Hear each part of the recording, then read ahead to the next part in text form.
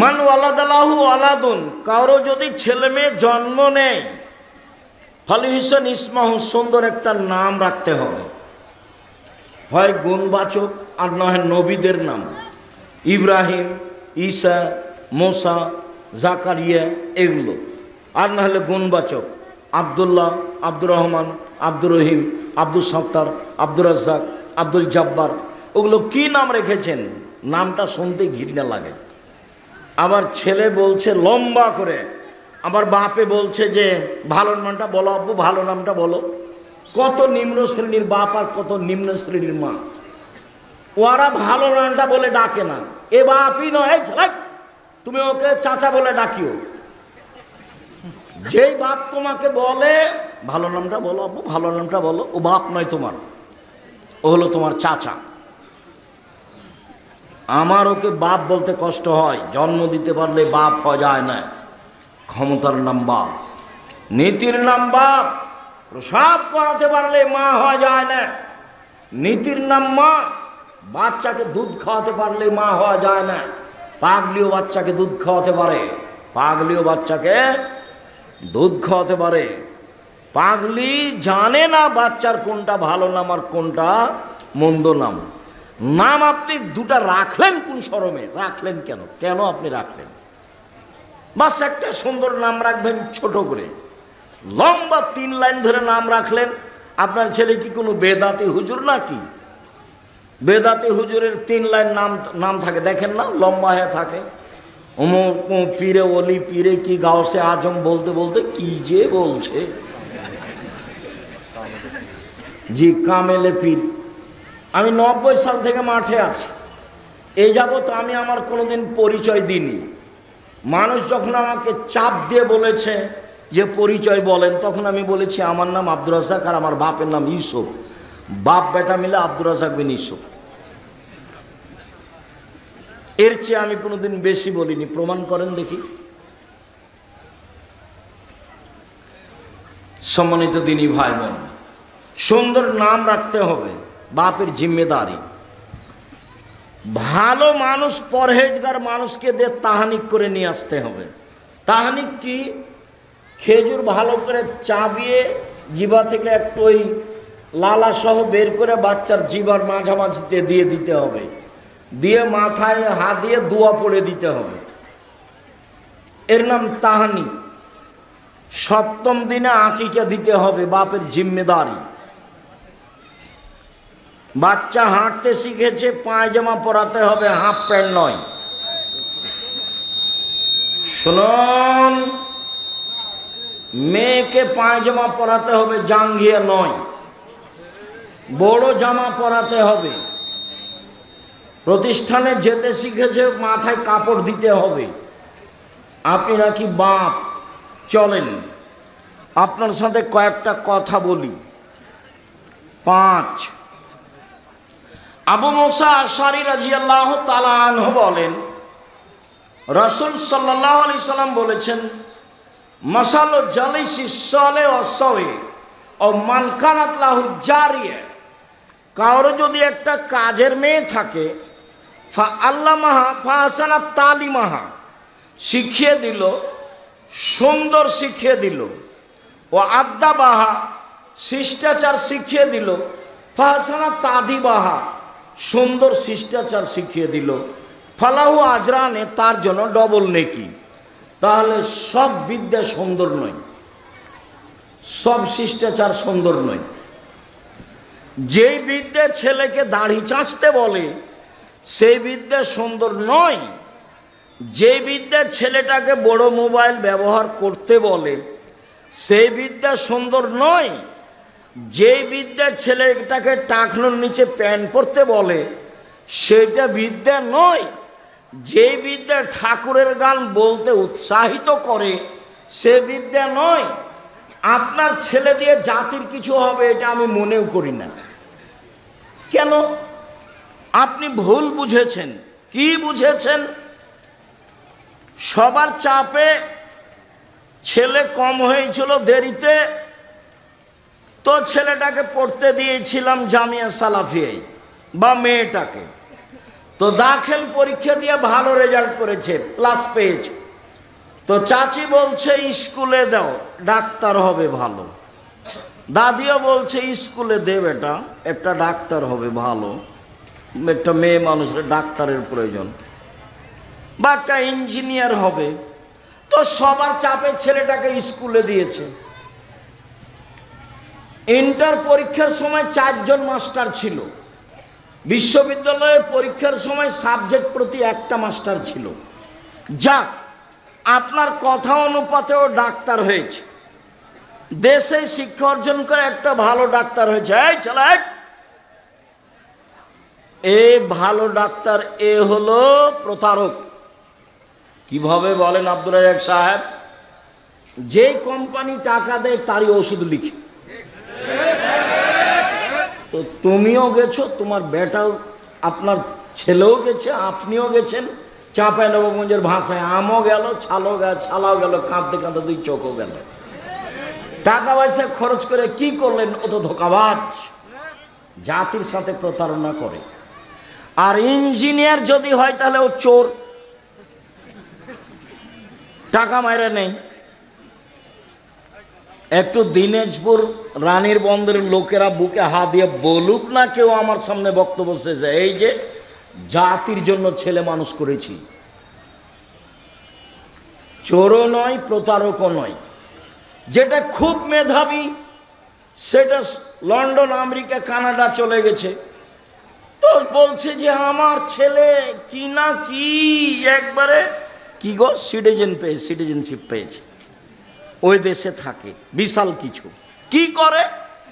ওই সরকার তো একে ভালো চাকরি দিবে না, তখন একে করেছে যারা টয়লেট পরিষ্কার করে তাদের ম্যানেজার, 3 লাখ টাকা বেতন। তখন এও ভাবলো যে বেতন ভালো আছে, যাক যা হবে হবে, দেশে যে লাভ নাই, বা 5 লাখ টাকা। বলো এবার পড়ার ফলাফল কি? 1 মিনিট, এই ছেলেরা, তোমরা যারা নিজেকে মেধাবী মনে করছো, একটা কথা শোনাই, আমার বাস্তব। সেটা হলো আমার বাম কানে কিছুদিন ওই চুলকাতো, খুব একটু একটু পানি আসতো। তো দিনাজপুর কান বিশেষজ্ঞ ডাক্তারের কাছে গেলাম, উনি বললেন অবস্থা ভালো নয়, ঔষধ দিল। ঢাকা মেডিকেল বড় ডাক্তারের কাছে গেলাম, বলছে যে কি যে হয়, ঔষধ দিল। রাজশাহী বড় ডাক্তারের কাছে গেলাম, বলছে মনে হচ্ছে যে পর্দা ফেটে গেছে, ঔষধ দিল। 6 মাস বছর পার হচ্ছে। তো একদিন আমি কলকাতায় গেলাম প্রোগ্রামের জন্য, মনে হয় এখান থেকে যেদিন যাই সেদিনই হতে পারে। তো বললাম যে শোনো, চলো মেডিকেলে চলো, আগে কানটা দেখাই। তো সিরিয়াল করে আমি গেলাম, ডাক্তার একটু এভাবে দেখেই সরে বসছে। তো আমি বলছি হাজরাত যারা মেহরবানি করকে দোবারা দেখতে, মানে ও যেভাবে দেখেছে তাতে আমাকে ভালো লাগেনি। তা আমি অনুরোধ করে বলছি আর একবার দেখতেন। তো হেসে উঠেছে, হেসে উঠে বলছে 2 दावा लिख दिया, कभी नहीं होगा, अगर हो ही जाए तो दूसरे को इस्तेमाल करना, पहले को नहीं। বাস ভালো হয়ে যাবে, আর কোনোদিন হবে না। যদি হয় তাহলে দ্বিতীয় ওষুধটা ব্যবহার করিও, প্রথমটা নয়। 3 দিন পার হয়নি, ভালো হয়ে গেছে, আলহামদুলিল্লাহ। আমি কি বলি তোমাকে, আমার বাস্তব অভিজ্ঞতা বললাম। তোমার বাপ মা ভুল বুঝেছে, তুমি কিছু করতে পারবা না জাতির। ব্যবসা করে খাও। আমি চকলেটের ব্যবসা করতে বলিনি, দেখো আমি চকলেটের ব্যবসা মানে আমি বলেছি কম পয়সা দিয়ে ব্যবসা করো, লোন নেওয়া লাগবে না, শ্বশুরের কাছে টাকা নেওয়া লাগবে না। এটা সত্য, আমি তোমাকে মজাক করে বলিনি। এটা দিনাজপুর মানে বোনকে জমি দেয় না, শয়তানি করে দিন কাটাই। 10 বছর হলো বাপ মরা, এখন পর্যন্ত বোনকে জমি দেয়নি। তোমাকে তো বলেছি, তোমার বাপকে তুমি বলনি। আব্দুর রাজ্জাক সাহেব বলে গেলেন আপনি নাকি কুকুর সিলিগের চেয়ে খারাপ আব্বা। কেন? আমার দাদা মরা 10 বছর হলো, আমার বোন ফুফুকে নাকি জমি দেননি। দেখো তুমি, আর তুমি হুঁশিয়ার ছেলে, প্রমাণ করো তোমার বাপ পাবে সকালে জমি আর তোমার ফুফু পাবে বিকেলে। এইটুকু হবে কি না? এইটুকু হবে না। তোমার বাপ যখন পেয়েছে তোমার ফুফুও তখন পাবে। বলো 10 বছরের জবাব কি হবে? তোমার বাপ তো কুকুর সিরিয়ালের চেয়ে খারাপ, তুমি তার চেয়ে খারাপ। কিভাবে? তুমি যৌতুক নিলে কেন? যৌতুক নিবে কেন? ভিক্ষা করে খাবা। তো বহুদিন থেকে বলছি, আরে ভিক্ষা করে খাবা কেন? দিন মজুরি করে খাবা। দিন মজুরি করে খাবা কেন? ব্যবসা করে খাবা। আল্লাহ রাসূল বললেন উপার্জনের 4টা পথ। যে যেখানে আছেন কষ্ট হলে এক খেলে চেয়ে থাকবেন। আমি লম্বা সময় করব তা নয়।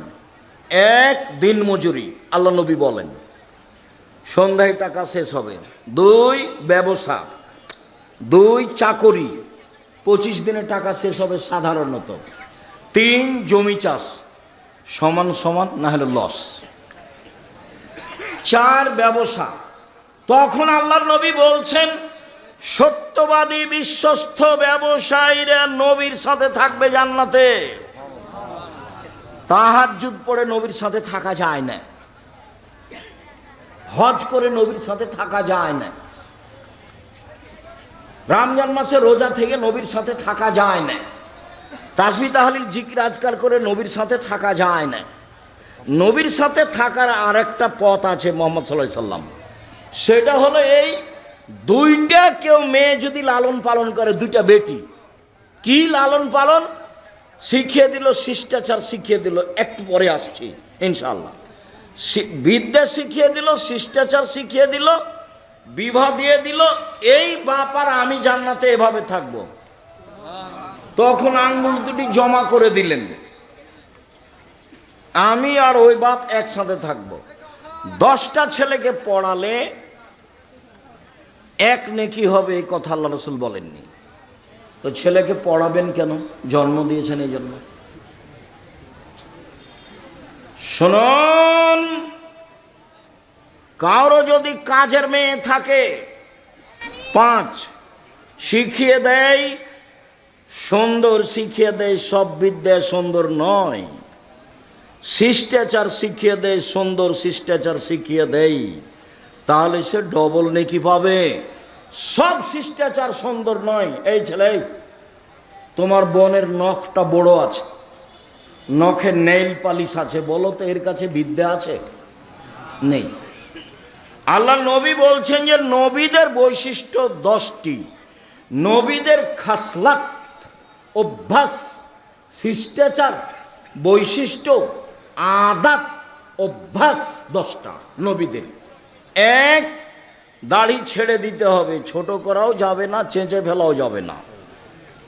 2, মোচ কেটে ফেলতে হবে, চাঁচা যাবে না, মোচ কিছু থাকবে মানে পুরুষ। 3, অজু গোসলের সময় নখগুলি, এই গিরাগুলি ভালো করে ধুইতে হবে। 4, নখ কেটে ফেলতে হবে। তো তোমার বোনের নখ বড় আছে, বলো দেখিও ভালো শিক্ষা অর্জন করেছে।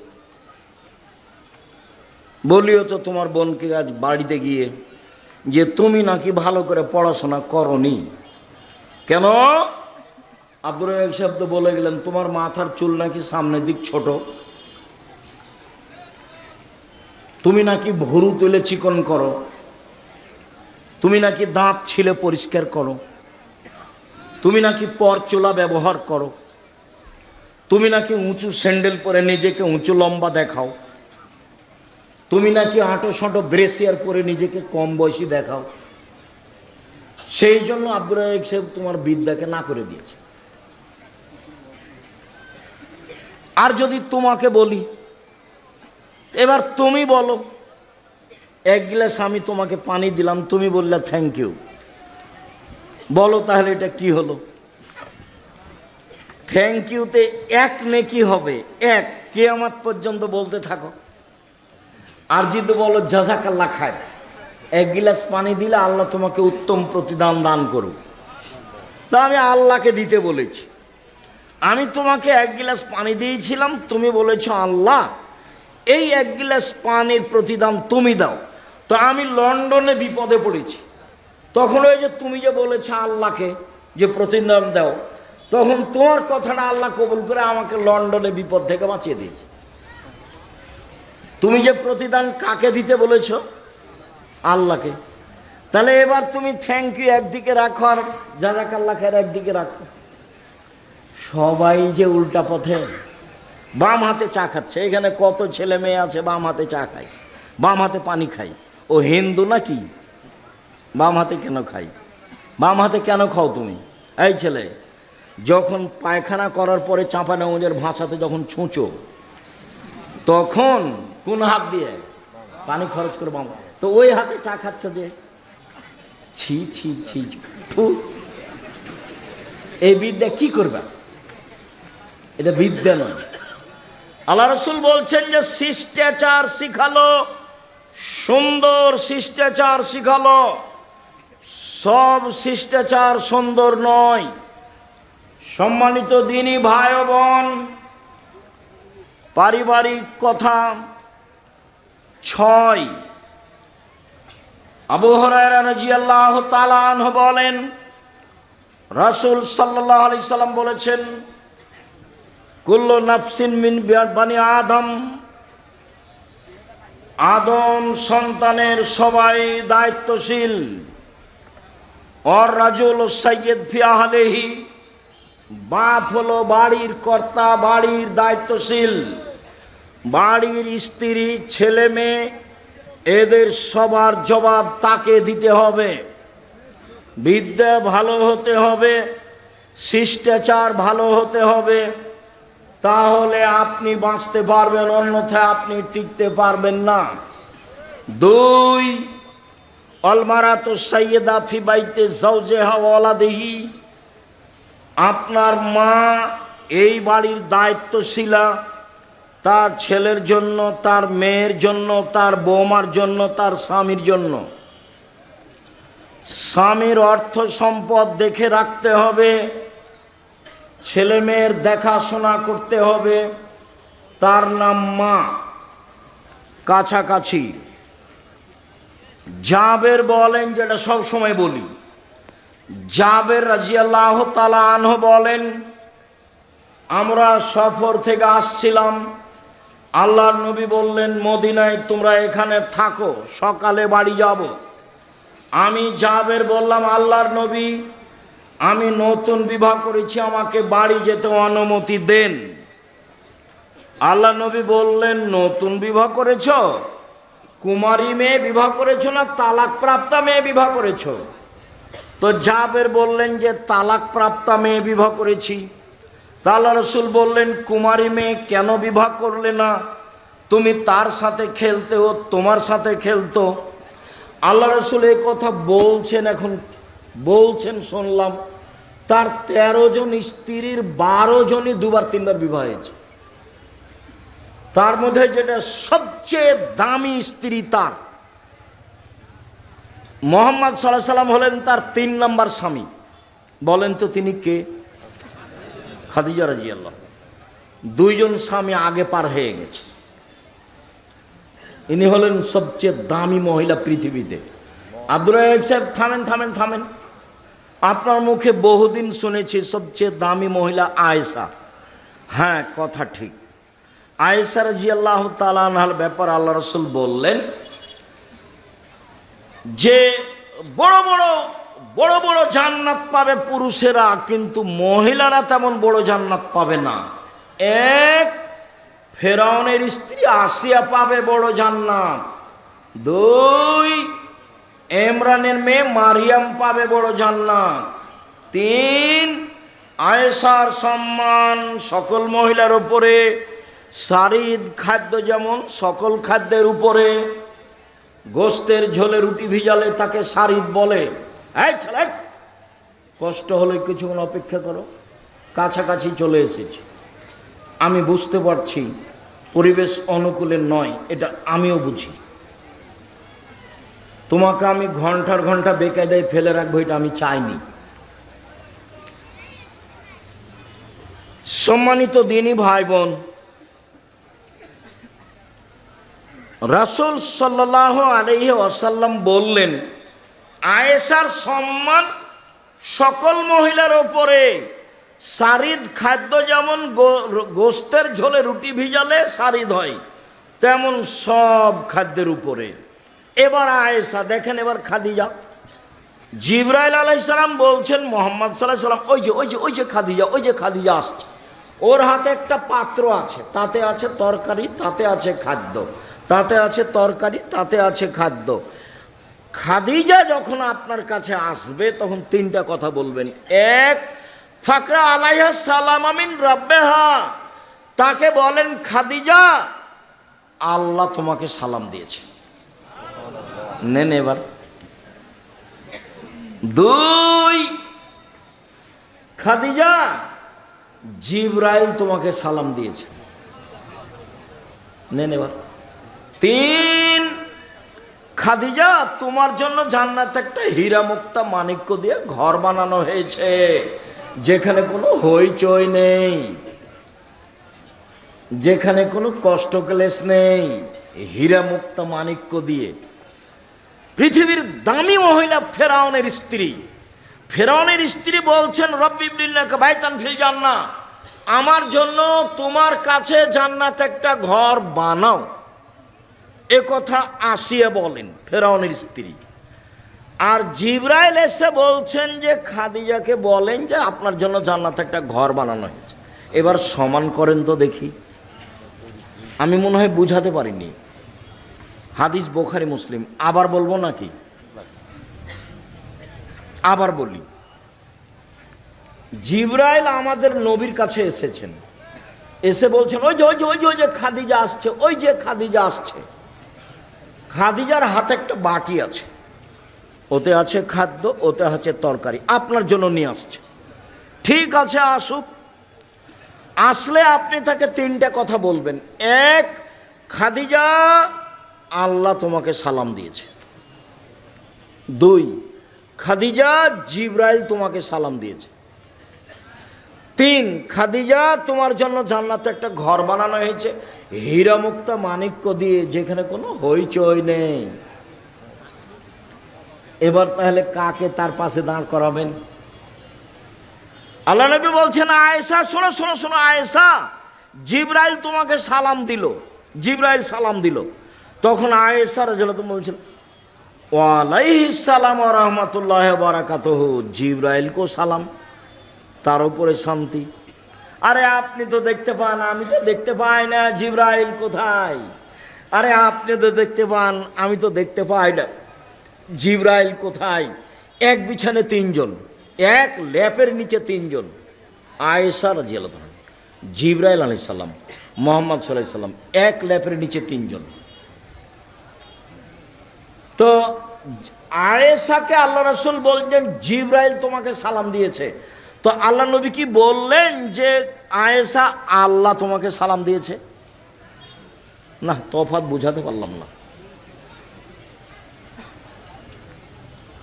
আল্লাহ আয়েশাকে সালাম দেননি। আয়েশা কাকে সালাম, আল্লাহ কাকে সালাম দিয়েছেন? খাদিজাকে। তাহলে এবার সমান করেন দেখি। তো আমি চেয়েছি আপনি আমার দিনী বোন, একটু আয়েশা খাদিজার মতো হবেন। তো কোন শরমে আপনি দোকানে দাঁড়িয়ে জিনিস কিনছেন? ছি ছি ছি ছি ছি ছি ছি। আপনার একটু ইতস্তবোধ হয় না? আপনাকে একটু খারাপ লাগে না? অথচ আপনার গায়ে বোরখাও আছে। ছি, নাউযুবিল্লাহি মিন যালিক। লা হাওলা ওয়ালা কুওয়াতা ইল্লা বিল্লাহ। লা ইলাহা ইল্লা আনতা সুবহানাকা ইন্নী কুনতু মিনাজ জালিমিন। আল্লাহ তুমি বাঁচাও।